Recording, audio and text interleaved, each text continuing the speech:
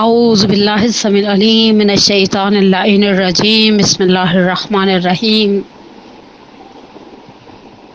الحمد للہ الذی لا یفرہ من والجمود ولا یخدیہ لیتا والجود اس کل موت منتقص سواہ وکل مانع مسموم ما خلا وهو المنان بفوائد النعم وأوائد المزید والقسم ما اختلف علیہ دہر فیختلف منہ الحال فلا کان فی مکان فیجوز علیہ الانتقال ثم الصلاة والسلام علی النبی الأمی الواقف بجميع السیاسات والحکم والعارف بما فی لوح والقلم سیدنا الممجد وبشیرنا المسدد ونذیرنا المؤید المصطفى الامجد المحمود الاحمد بالقاسم محمد اللهم صل علی محمد وعلی محمد والصلاة والسلام علی اہل بیتہ الطیبین الطاہرین المعصومین وسیما علی الامام المنتظر والحجۃ الثانی عشر والعدل المشتہر واللعنۃ الدائمۃ علی اعدائہم اجمعین من الآن الی قیام یوم الدین اما بعد فقد قال اللہ تبارک و تعالی فی احسن کتابہ وهو اصدق القائلین بسم اللہ الرحمن الرحیم والفجر ولیال عشر۔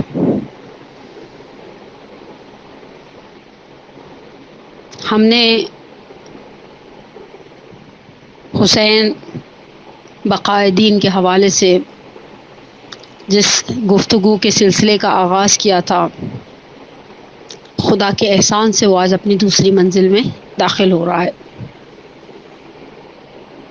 اور یہ بات کہ سید الشہداء کا وہ قیام، وہ سید الشہداء کا امتحان ہی اصل میں بقائے دین کا سبب ہے۔ حقیقت یہی ہے کہ سید الشہداء سرداد ناداد دستر دست یزید حقا کے بنا لا الہ است حسین، یہ خواجہ اجمیری کا شعر واقعاً برحق ہے کہ بنا لا الہ، دین کی بقا، دین کا دوام، دین کا آگے بڑھنا سید الشہداء کے اس قیام کربلا کا ثمر تھا۔ اور سید الشہداء کے انقلاب یا سید الشہداء کے اس قیام یا سید الشہداء کے اس سانحہ اور حادثہ کربلا کے حوالے سے سب سے پہلا سوال جو ایک ذہن انسانی میں ابھرتا ہے وہ یہ ہے کہ واقعہ کربلا جاویدان کس طرح سے رہا۔ دیکھیں، کچھ چیزیں تاریخی حقائق ہیں۔ اگر کوئی شخص یہ کہتا ہے کہ واقعہ کربلا تاریخ اسلام کا 1400 سالہ جو اسلام کی تاریخ ہے اس کا ایک دردناک ترین واقعہ تھا، اس وجہ سے، اس کے دردناک ہونے کی وجہ سے اسے دوام اور جاویدانی ملی ہے، تو اگر کوئی شخص ایسی بات کہتا ہے تو بنیادی طور پر یہ مطمئن رہیں کہ وہ تاریخ اسلام سے آشنا نہیں ہے۔ تاریخ اسلام کے اندر بڑے بڑے دردناک واقعات ہیں جو پنہان ہیں، جو چھپے ہوئے ہیں اور جن کو ہم یاد بھی نہیں کرتے۔ ایک بہت ہی خوبصورت اور بڑی معروف روایت ہے امام سجاد امام علی ابن الحسین علیہ الصلوۃ والسلام سے، اللہم صلی علی محمد وعلی، جس میں راوی امام کی خدمت میں موجود ہے اور گھر کے یعنی بیت الشرف سے، گھر کا وہ جو زنان خانہ جسے کہا جاتا ہے عام اصطلاح میں، ایک بچہ آتا ہے، امام اسے زانوں پر بٹھاتے ہیں، سر پر دست شفقت پھیرتے ہیں، فاستعبرا، روایت کے الفاظ ہیں امام کی آنکھوں سے آنسو جاری ہوئے۔ وہ بچہ تھوڑی دیر امام علی مقام کے پاس رہتا ہے، پھر وہ اٹھ کے چلا جاتا ہے۔ امام راوی سے پوچھتے ہوئے، جانتے ہو یہ کس کا بچہ ہے؟ راوی کہتا ہے، نہیں معلوم مولا، یہ کس کا فرزند ہے؟ تو امام علی مقام اشارہ کرتے ہیں کہ یہ ہمارے چچا ابو الفضل عباس علیہ الصلوۃ والسلام، ہمارا سلام ہو اس باوفا دلیر علمدار کربلا پر، اس ساقی العطاشہ پر۔ امام سجاد کہتے ہیں کہ یہ ہمارے چچا ابو الفضل عباس کا فرزند ہے۔ اور اس کے بعد امام علی مقام فرماتے ہیں کہ پیغمبر کی زندگی میں سب سے زیادہ دردناک دن احد کا دن تھا، اور احد کے دن کی اپنی ایک الگ سے حساسیت تاریخ کے اندر موجود ہے۔ جنہوں نے احد کی تاریخ کو پڑھا ہے، جو احد کی تاریخ سے آشنا ہیں، انہیں بہت اچھی طرح اس چیز کا احساس ہے کہ جنگ احد میں بہت سارے مسلمان شہید ہو گئے. حتیٰ تاریخ گواہ ہیں کہ خود رسول اللہ صلی اللہ علیہ وآلہ وسلم کی شہادت کی خبر مشہور ہو گئی. اچھا اس کرٹیکل سچویشن میں کہ جب احد کا میدان ہے اور ابھی بھی احد تھوڑا مدینے سے، جنہوں نے الحمدللہ خدا نے جنہیں حج اور عمرے کی سعادت نصیب کیا وہ جانتے ہیں کہ ابھی بھی احد تھوڑا سا ہٹ کر ہے مدینے سے. اس زمانے میں تو اوبیسلی بس مدینہ بہت مختصر سا شہر تھا، آج کی طرح اتنا بڑا پھیلا ہوا اور وسیع شہر نہیں تھا. تو شہدائے احد کی لاشیں زمین پر بکھری پڑی تھی. تاریخ گواہ ہے کہ شہدائے احد کی میں سے بعض کی لاشوں کی بے حرمتی کی گئی تھی. خود سید الشہداء اس زمانے تک لسان رسول اللہ صلی اللہ علیہ وآلہ وسلم سے، اس لسان سے جس کے لیے پروردگار عالم کہتا ہے بسم اللہ الرحمن الرحیم والنجم وما ہوا وما ضل صاحبکم وما غوا وما ینطق عن الہوی ان هو الا وحی یوحی. اس زبان سے رسول اللہ نے حمزہ کو سید الشہداء ہونے کا لقب دیا تھا. حمزہ کی لاش پامال کی گئی، ہم سب جانتے ہیں. بہت سارے مسلمان شہید ہوئے جنگ احد کے میدان میں، تاریخ گواہ ہیں. رسول اللہ کی شہادت کی خبر مشہور ہو گئی. یہ ایک بہت بڑا المیہ ہے جنگ احد کا. روایت نقل کرتے ہیں ڈاکٹر ابراہیم آیتی اپنی کتاب تاریخ عاشورہ میں، فارسی کتاب کا نام بررسی عاشورہ ہے اور ترجمہ جو ہے جامعہ تعلیمات اسلامی والوں نے تاریخ عاشورہ کے نام سے کیا ہے.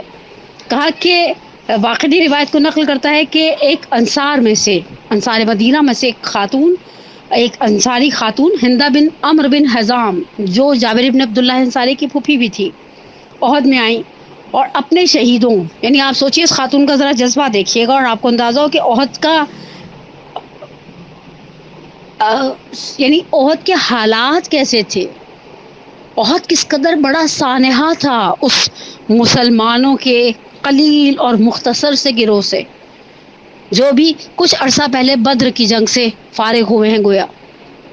تو کہا کہ احد، جابر ابن عبداللہ انصاری کی پھوپھی ہیں، احد کے میدان میں آئیں اور اپنے شہیدوں یعنی اپنے بیٹے خلاد بن عمرو، اپنے شوہر عمرو بن جموح اور اپنے بھائی عبداللہ ابن عمرو کی لاشوں کو فرش خاک سے سمیٹا اور تینوں شہیدوں کو ایک اونٹ پر بار کر کے مدینہ روانہ ہوئی ہیں.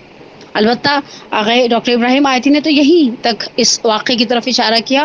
بعض دوسری تواریخ میں ملتا ہے کہ جب یہ اونٹ کو گھسیٹتی تھی مدینے کی طرف تو اونٹ حرکت نہیں کرتا تھا، یعنی سموتھ نہیں چلتا تھا، آرام سے نہیں چلتا تھا، گویا اونٹ کو گھسیٹنا پڑتا تھا. اور جب یہ احد کی طرف اونٹ کا چہرہ کرتی تھی تو اونٹ بڑی تیزی کے ساتھ آگے حرکت کرتا تھا. اور راستے میں ان کی امہات المومنین سے ملاقات ہوئی تو انہوں نے یہ سوال بھی کیا کہ پتہ نہیں کیا وجہ ہے جب میں سے اونٹ کو مدینے کی طرف لے کر جاتی ہوں تو یہ اونٹ آگے حرکت نہیں کرتا. تو کسی نے آگے سے کہا کہ شاید بار زیادہ ہے، یعنی وزن زیادہ ہے، 3 لاشیں تم نے اس کے اوپر ڈالی ہوئی ہیں، ایک اونٹ کے اوپر. تو اس نے کہا لیکن جب میں احد کی طرف کرتی ہوں تو یہ بہت تیزی سے چلتا ہے. کہا تو بس رسول خدا سے ملاقات ہو تو رسول خدا کے سامنے یہ اپنا معاملہ رکھو کہ کیوں اونٹ اس طرح سے کرتا ہے، مدینے کی طرف نہیں جانا چاہتا، گویا وہ احد کے میدان کی طرف جانا چاہتا ہے. لیکن آپ اس خاتون کی جرت دیکھیے، راستے میں جب ان کے ازواج رسول خدا سے ملاقات ہوئی ہے احد اور مدینے کے درمیان، جن کو مدینے میں خبر ملی کہ رسول اللہ کی شہادت ہو گئی ہے تو سخت پریشان تھی امہات المومنین ازواج رسول صلی اللہ علیہ وآلہ وسلم. ان میں سے ایک نے پوچھا کہو کیا خبر ہے. اب آپ اس خاتون کا ذرا اسلام اور ایمان کا اندازہ کیجئے اور اس دن کی سختی کا اندازہ کیجئے. اس خاتون کے ساتھ جو اونٹ ہے اس پر ان کے بیٹے خلاد بن عمرو، شوہر عمرو بن جموح اور بھائی عبداللہ ابن عمرو کی لاشیں ہیں. یہ 3 کتنے حساس رشتے ہیں. یہ ہم سب خواتین ان رشتوں کی حساسیت اور ان کے اپنی زندگی کے اندر اہمیت سے بہت اچھی طرح سے آ گئے نا. اور یہ ان تینوں کی لاشوں کو میں تو کہتی ہوں سلام ہے ان خواتین پر. یہ وہ عورتیں جنہوں نے زندگی کا کچھ حصہ کفر کی گمراہی میں گزارا ہے لیکن جب ایمان لے کر آئیں تو کس کمال کا ایمان لے کر آئیں. کہا کہ یہ ان میں سے ایک امہات المومنین میں سے کسی ایک نے ہندا سے پوچھا کہ کہو کیا خبر ہے. کہا بڑی اچھی خبر ہے، رسول اللہ صلی اللہ علیہ وآلہ وسلم زندہ و سلامت ہیں، اس کے علاوہ کوئی بھی مصیبت آئے تو کوئی بات نہیں ہے. آپ سوچئے یہ مسلمان عورت جو اپنے عزیز، صرف عزیز نہیں قریبی ترین رشتے، بھائی، بیٹا، شوہر، یہ عورت کی سلطنت ہوتے ہیں عزیزان من، یہ رشتے لے کر یہ مدینے میں دفن کرنے کے لیے لے کے جا رہی ہے، اور اس کی قوت ایمانی کس کمال کی، اس کا حوصلہ کتنا بلند ہے. یہ زوجہ رسول کو پلٹ کر کہہ رہی ہے رسول اللہ زندہ ہیں تو پھر کیا کم ہے. اس خوشخبری کے ہوتے ہوئے کون سی خبر ہے جو ہمیں افسردہ کرتی ہے. اور کہا اس کے بعد بھی عہد سے اور کئی خوشخبریاں لائی ہوں. ایک تو یہ کہ متعدد مسلمانوں کو شہادت کی سعادت نصیب ہوئی. دوسرے سورہ احزاب کی آیت نمبر 25 نازل ہوئی کہ اللہ نے غصے میں بھرے ہوئے کافروں کو پسپا کر دیے، انہیں کچھ فائدہ نہیں ہوا، اور اللہ نے مسلمانوں کو مزید خون خرابے سے بچا لیا، اور اللہ قدرت والا اور عزت والا ہے. لیکن شہدائے احد، ان کی لاشوں کو دیکھنا، حمزہ سید الشہداء کی لاش کا مشاہدہ کرنا قلب نازنین رسول اللہ کے لیے کس قدر گراں تھا کہ چوتھے امام راوی سے کہتے ہیں رسول کی زندگی کا دردناک ترین دن احد کا دن تھا. ہم نے بعض بزرگ علماء اپنے بعض اساتذہ سے سنا ہے کہ جب میدان احد میں حمزہ کی لاش پر پہنچے ہیں سید سرور کائنات محمد مصطفیٰ صلی اللہ علیہ وآلہ وسلم، تو کسی نے رسول خدا سے کہا، رسول اللہ گریہ فرما رہے تھے، کسی نے رسول خدا سے کہا صفیہ آ رہی ہیں. رسول اللہ کی پھوپھی ہیں صفیہ بنت عبد المطلب. صفیہ اور حمزہ ایک ہی ماں سے ہیں. تو رسول اللہ نے کہا صفیہ کو فوراً نہیں آنے دینا لاشیں حمزہ پر، اور کسی کو بھیج کے کہا روک دو صفیہ جہاں پر بھی ہیں. سامنے حمزہ کی لاش کس عالم میں تھی ہم سب جانتے ہیں. حمزہ کا وحشی نامی غلام نے ہندا کے حکم پر کلیجہ نکالا تھا تاکہ وہ چبا سکے. ہم تو زیارت عاشورہ کے ان الفاظ سے الحمدللہ آشنا ہیں. والآکلۃ الاکباد اللعین ابن اللعین علی لسانک ولسان نبی کا صلی اللہ علیہ وآلہ وسلم.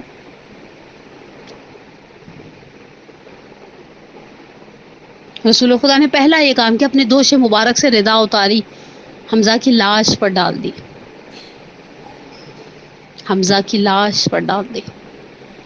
کسی نے سوال کیا یا رسول اللہ آپ نے صفیہ کو کیوں روکا؟ تو رسول اللہ نے کہا جانتے نہیں ہوں یہ لاش جو زمین پر پڑی ہے صفیہ کے بھائی کی ہے. اور جب صفیہ پہنچی ہیں تو رسول اللہ نے بعض منابر کے مطابق، بعض مآخذ کے، بعض اساتذہ کے مطابق رسول اللہ نے جناب صفیہ کو اجازت نہیں دی کہ حمزہ کے چہرے سے، حمزہ کے جسم سے اس ردا کو ہٹائیں. ایک لمحے کے لیے میں یہاں رکوں اور علی کی شیر دل بیٹی زینب بطلۃ الکربلا کو یاد کروں. میری اس گفتگو کو سننے والی بہنیں بھی تو ہوں گی نا. خدا بھائیوں کو ہمیشہ سلامت رکھے. یہ بھائی زور کمر ہیں، بھائیوں کے لیے بھی اور بہنوں کے لیے بھی. بھائی چھوٹے ہوں یا بڑے، بھائی بھائی ہوا کرتے. بہت ساری باتیں مقتل میں ایسی ہوتی ہیں جو کبھی کبھی سمجھ میں نہیں آتی، لیکن بسا اوقات تاریخ کے مطالعے کے دوران کوئی چیز ہمیں ایسی ہماری نگاہوں سے گزرتی ہے کہ جو ہمیں ہلا کے رکھ دیتی ہے. بہت سالوں سے ہم مسلسل مقتل کے اندر ایسی روایات کا مشاہدہ کرتے ہیں، تواریخ میں پڑھتے ہیں کہ علی بیٹی نے ظہر 11 محرم میں ابھی مصائب کی منزل سے کچھ فاصلے پر ہوں لیکن یہ بات آ گئی ہے تو ایک جملہ عرض کرتی چلوں. بھائی کی لاش 7 کو دیکھا، اور یہ ایک موقع ایسا ملتا ہے جہاں آواز دی یا رسول اللہ صلی اللہ علیہ کا ملائکۃ السماء والارض، آپ پر زمین و آسمان کے ملائکہ درود بھیجتے ہیں. ھذا حسینک مرملا بالدماء مقطع الاعضاء مسلوب بالامامۃ والرضا. یہ حسین ہے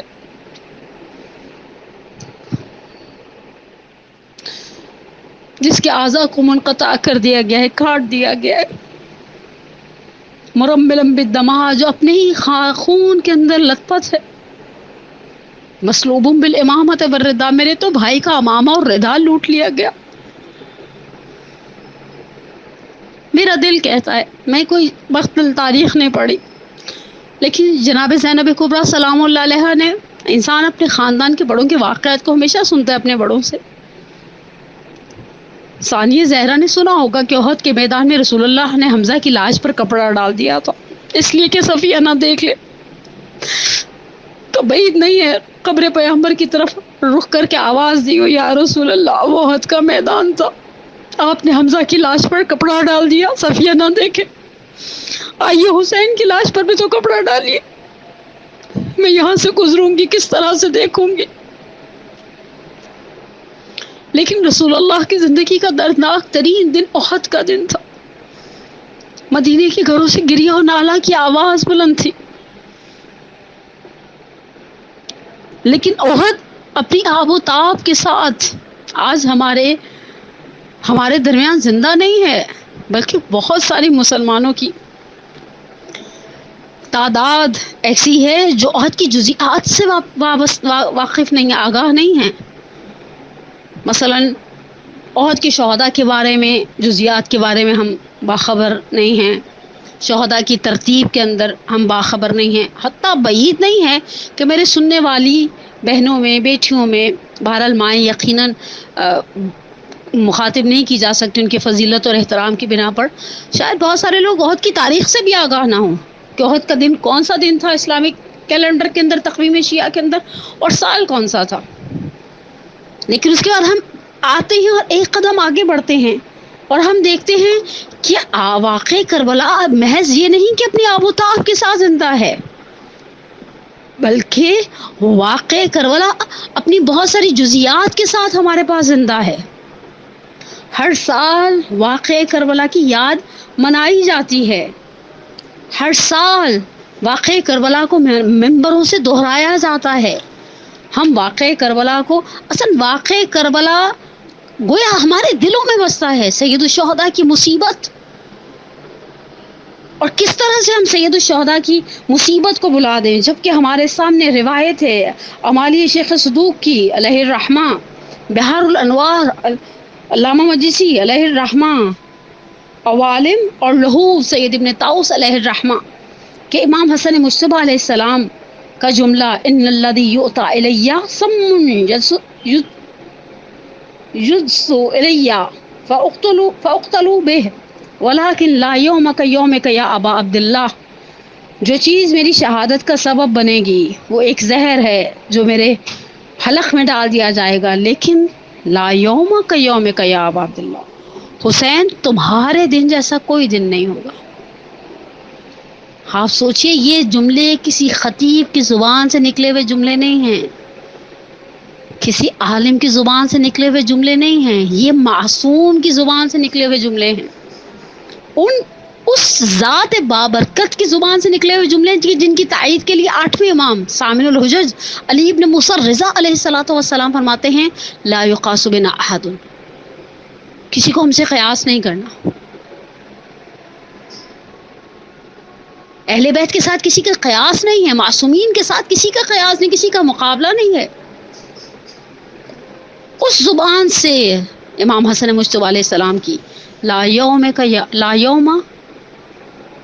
کا یوم کا یا ابا عبداللہ، حسین تمہارے دن جیسا کوئی دن نہیں ہوگا، وہ دن آب و تاب کے ساتھ زندہ ہے،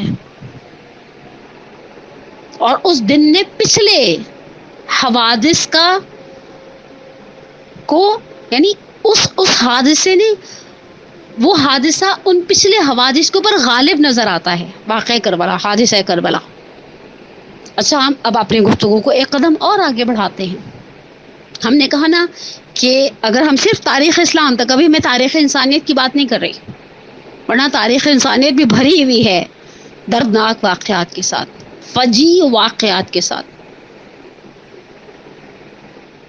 لیکن سید الشہداء کے ساتھ جو کیا گیا، بقول روضہ ہی استاد کا ایک جملہ اخشعرت بہ الجلود، اس کو تو سن کے انسان کے رونگٹے کھڑے ہو جاتے ہیں۔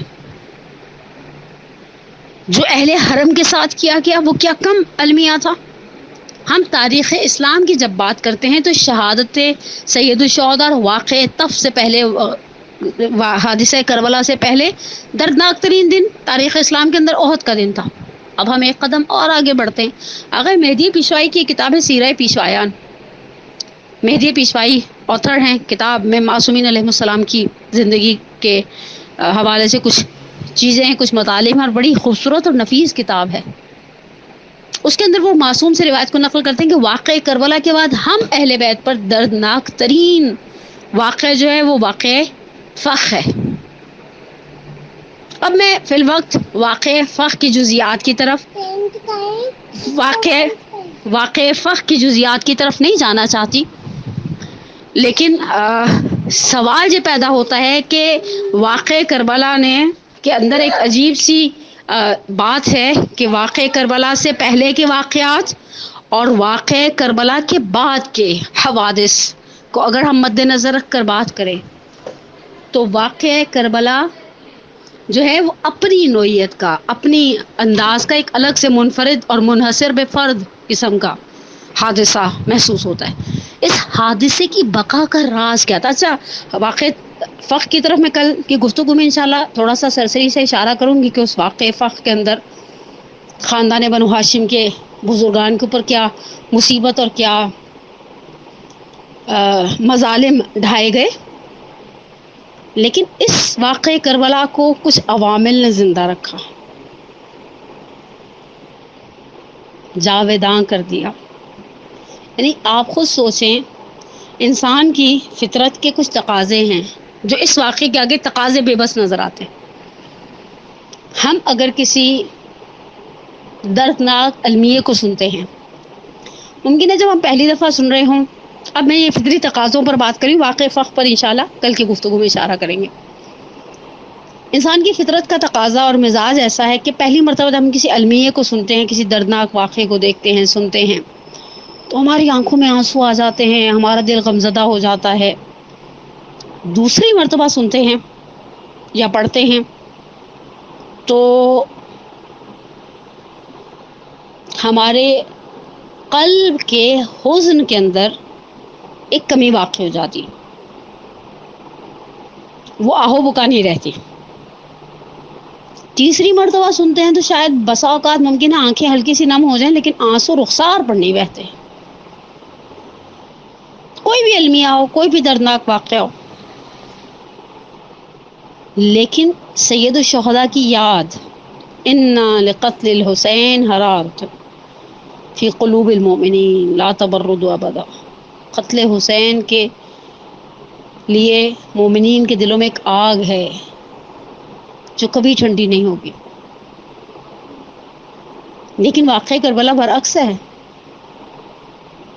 نوعاً ہمارے پاکستان ہندوستان کا مصائب کے بارے میں کچھ مزاج ہے، ہم 5 کے بعد ایک ترتیب کے ساتھ شہادتیں پڑھی جاتی. نوعاً ہمارے برصغیر پاک و ہند میں 8 محرم کو، گرچہ ابھی 8 محرم میں کچھ دن باقی ہیں، لیکن نوعاً 8 محرم کو تذکرہ علمدار کربلا ہوتا ہے.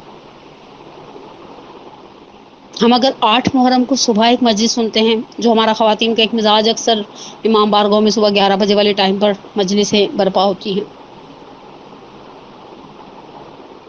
میں قربان ہو جاؤں ذکر سید الشہداء کی حلاوت کے، اس آگ کے جو مومنین کے دلوں میں ہے.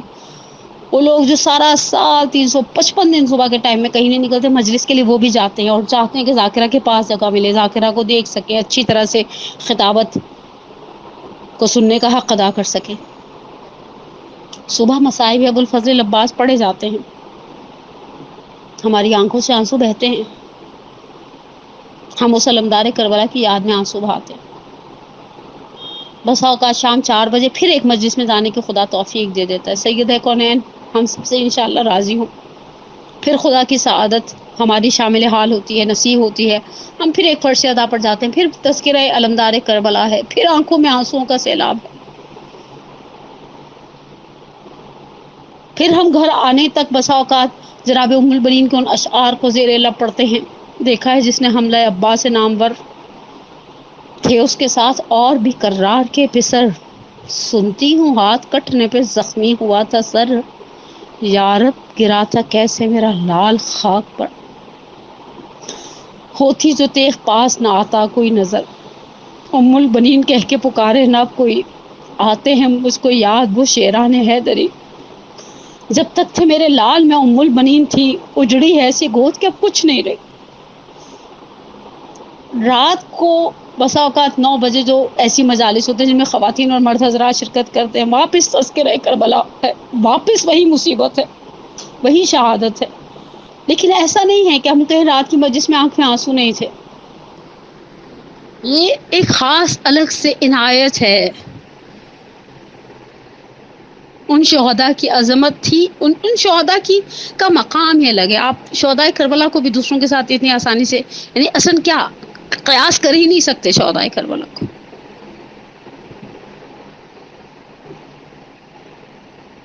اور بہرحال سید الشہداء کے ساتھ، سید الشہداء کے اس قیام میں، اس سارے واقعے کربلا کے اندر ہر قدم پر حسین کے ساتھ، حسین کے عظیم ساتھی ہیں. اور صرف حسین کے انصار، مددگار مرد نہیں ہیں، سید الشہداء کے ساتھ خواتین بھی ہیں، بچے بھی ہیں، بوڑھے بھی ہیں، جوان بھی ہیں. میں قربان ہو جاؤں سید الشہداء آپ پر، آپ کے ساتھ ان افراد پر جنہوں نے اپنا لہو بہا دیا، دین پر آنچ نہیں آنے دی. محرم الحرام کی 2 تاریخ ہو گئی.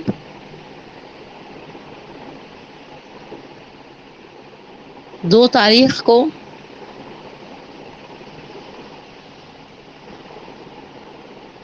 اہل حرم کا ورود سرزمین کربلا پر پڑھا جاتا ہے. حسین 2 محرم کو کربلا کی سرزمین پر داخل ہوئے تھے نا. روایات، منابر، مقاتل بعض جملوں کو نقل کرتے ہیں کہ سید الشہداء جب سرزمین کربلا میں پہنچے تو راہوار نے آگے، گھوڑے نے، ذوالجناح نے آگے بڑھنے سے انکار کر دیا سید الشہداء کی سواری نے. برصغیر پاک و ہند کے بعض نامور علماء کہتے ہیں امام حسین نے 7 سواریاں بدلی، 7 راہوار بدلے، لیکن کوئی راہوار آگے نہیں بڑھتا. سید الشہداء نے کہا یہاں رہنے والوں کو بلایا جائے. کچھ لوگ بنی اسد، جو قبیلہ بنی اسد کچھ فاصلے پر مقیم تھا، انہیں بلایا گیا. امام نے پوچھا اس زمین کو کیا کہتے ہیں؟ جواب ملا، کسی نے کہا مولا اسے نینوا کہتے ہیں، کسی نے کہا اسے غادریہ کہتے ہیں، کسی نے کہا اسے شط الفرات کہتے ہیں. امام نے کہا اس کا کوئی اور نام بھی ہوگا. ایک ضعیف نے کہا میں نے اپنے بڑوں سے سنا ہے اسے کربلا کہتے ہیں. کربلا کا نام سننا تھا. امام حسین نے عباس کو آواز دے کر کہا عباس، سامان سفر سواریوں سے اتار دیا جائے، محفوظ قافلہ ہے، عباس جو زندہ ہے. میں مولا سے کہوں مولا ابھی تو آپ قافلے کو ٹھہرا رہے ہیں، ابھی آپ خیمے نصب کروا رہے ہیں، ابھی سادات کے اور اہل حرم کے خیمے سج جائیں گے اس سرزمین پر. مولا ابھی بچے ماؤں کی گودیوں میں، ابھی بہنوں کے سر اٹھتے ہیں تو بھائیوں کے چہرے نظر آتے، ابھی خواتین کے سروں پر سہاگ کی چادریں باقی ہیں. مولا ابھی آپ کے جوانان بارشادت اپنی نگاہوں کے سامنے خیموں کو نصب کروا رہے ہیں، اور آپ کے حکم کے مطابق لوگوں کو ان خیموں کے اندر بالآخر ایڈجسٹ کیا جائے گا، اور یہ اپنے خیموں میں محو آرام ہوں گے.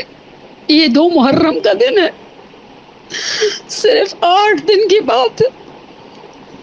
میرا سلام ہو آپ کی اس مظلومہ بہن پر کہ جس کی نگاہوں کے سامنے ان خیموں کو آگ لگا دی جائے گی. سیدانیہ ایک خیمے سے دوسرے خیمے، دوسرے خیمے سے تیسرے خیمے، اور آخری خیمے میں آپ کی بہن سید سجاد کا اشانہ ہلا کر کہے گی سجاد اب امام وقت ہو، بتاؤ خیموں میں جل کے مر جائیں یا خیموں سے باہر نکل جائیں. اور میرا سلام ہو اس مظلوم کربلا پر جس نے اپنی امامت کا پہلا حکم صادر کیا علیکن بالفرار. پھوپھی اماں پر لازم ہے کہ آپ خیموں سے باہر نکل جائیں. اور آپ کی بہن سراسیمہ کس طرح سے خیموں سے نکلی ہوگی، ہمیں ابن مسلم مسلم ازدی کہتا ہے میں نے دیکھا ایک ضعیفہ ہے جو خیمے سے کچھ گھسیٹ کے لانا چاہتی ہے. میں نے کہا ضعیفہ جو بھی ہے اسے جل جانے دے، خیمہ جل رہا ہے بڑی تیزی سے. تو اس نے کہا واہ ہو تجھ پر، جو اندر ہے وہ شمع امامت ہے، میں کس طرح سے اسے جل جانے کے لیے چھوڑ دوں.